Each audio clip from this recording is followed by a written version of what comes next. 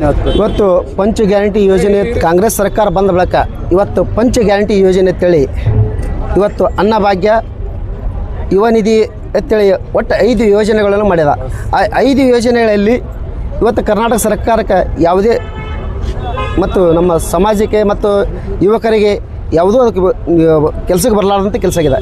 ಯಾಕೆಂದರೆ ಪಂಚ ಯೋಜನೆ ಗ್ಯಾರಂಟಿಯಲ್ಲಿ ಕೊಡುವಂಥ ನಿರುದ್ಯೋಗಿ ಯುವಕರಿಗೆ ನಿರುದ್ಯೋಗಿ ಇದು ಮಾಡಲಾಗ್ಯದ ಮತ್ತು ಹೆಣ್ಣು ಮಕ್ಕಳಿಗೆ ಉದ್ಯೋಗ ಇಲ್ಲ ಮತ್ತು ಯುವ ನಿಧಿ ಅಂತೇಳಿ ಇಂಥ ಹಲವಾರು 5 ಯೋಜನೆಗಳು ಈ ಭಾಗಕ್ಕೆ ಕರ್ನಾಟಕಕ್ಕೆ ಯಾವುದೇ ಸವಲತ್ತು ಸಿಗುತ್ತಿಲ್ಲ ಮತ್ತು ರಸ್ತೆ ಅಭಿವೃದ್ಧಿ ಆಗಲಿಕ್ಕಿಲ್ಲ, ಕುಡಿಯೋ ನೀರು ಬಗ್ಗೆ ಆಗಲಿಕ್ಕಿಲ್ಲ, ಯುವಕರಿಗೆ ಉದ್ಯೋಗ ಸಿಗುತ್ತಿಲ್ಲ. ಈ ಪಂಚ ಗ್ಯಾರಂಟಿ ಯೋಜನೆಯಿಂದ ಸರ್ಕಾರ ಜನರಿಗೆ ಮೂರ್ಖರಿಗೆ ಮಾಡ್ತಿದೆ. ಯಾಕೆಂದರೆ ಸರ್ಕಾರ ತನ್ನ ಸಾರ್ವಜನಿಕರಿಗೆ ಕತ್ತಿಯಂತೆ ವರ್ತನೆ ಮಾಡಕತ್ತೆ. ಯಾಕಂದ್ರೆ ನಾವು ಈ ಭಾಗದಾಗ ಪ್ರತಿನಿಧಿಯಾಗಿ ನಾವು ಮಾನ್ಯ ಸಿದ್ದರಾಮಯ್ಯ ಅವರಿಗೆ ಮುಖ್ಯಮಂತ್ರಿ ಅಂತ ಘೋಷಣೆ ಮಾಡಿದ. ಆ ಘೋಷಣೆ ಮಾಡೋಂಥ DK ಶಿವಕುಮಾರ್ನ ತಾಳದಂತೆ ಕುಡ್ಲಿಕ್ಕತ್ತ. ಯಾಕಂದ್ರೆ ಸಾರ್ವಜನಿಕರಿಗೆ ಪಂಚ ಯೋಜನೆ ಕೊಟ್ಟು ಕತ್ತಿಯಂತೆ ಸಾರ್ವಜನಿಕರಿಗೆ ಕತ್ತೆ ಮಾಡಿಬಿಟ್ರ.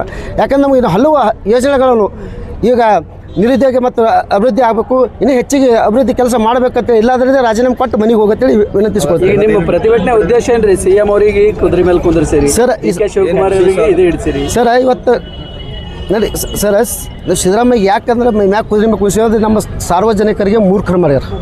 ಯಾಕಂದ್ರೆ ಪಂಚ ಯೋಜನೆ ಅಂತೇಳಿ ಎಲ್ಲರಿಗೆ ಬಸ್ ಫ್ರೀ ಬಿಟ್ಟಾರ, ಪಂಚ ಯೋಜನೆಗೆ ಬಸ್ ಫ್ರೀ ಬಿಟ್ಟಿನ ಅಂತ ಹೇಳ್ತಾರೆ, ಅನ್ನಭಾಗ್ಯ ಕೊಟ್ಟಾರತ್ತ, ಯುವ ನಿಧಿ ಅಂತ ಕೊಟ್ಟಿರತ್ತ, ಗೃಹ ಯೋಜನೆ ಕೊಟ್ಟಿರತ್ತ. ಇವು 5 ಯೋಜನೆ ಕೊಟ್ಟು ಸಾರ್ವಜನಿಕ ಕತ್ತಿ ಮಾಡ್ರೆ. ಯಾಕೆ DK ಶಿವಕುಮಾರ್ ಅವರ ತಾಳದಂತೆ ಕುಣಿಗತ್ತಾರ. ಯಾಕಂದ್ರೆ ಅವ್ರಿಗೆ CM ಮಾಡಿ ಕುದುರೆ ಮೇಲೆ ಕುಂದಿಸ್ಯಾರ. ಅವ್ರಿಗೆ ಮುಗದಾಣ ಹಿಡ್ಕೊಂಡು ಅವ್ರು ನಡ್ಲಿಕತ್ತಾರ. ಇದೇ ರೀತಿಯಾಗಿ ಮುಂದೆ ಹೊಡೆದ್ರೆ ಸಾರ್ವಜನಿಕ ತಕ್ಕ ಪಾಠ ಕಲಿಸ್ತೀವಿ ಅಂತ ಹೇಳ್ತೀವಿ.